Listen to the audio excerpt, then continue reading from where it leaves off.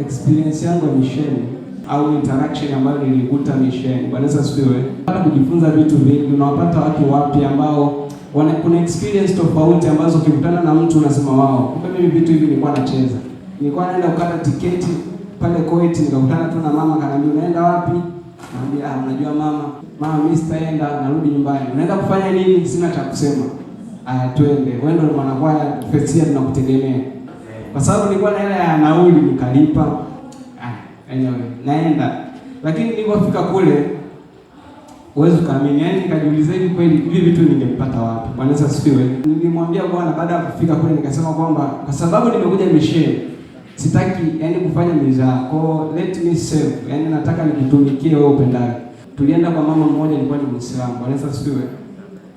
Yani anahitaji tu neno la faraja na katika namna moja ama nyingine, kumbe ndio unapokuja kujua kwamba wewe ni majibu. Bwana Yesu asifiwe. Anaeleza kwanza historia yake, yani anaforsiwa kukaa kule. Kwa sasa hana information za kutosha.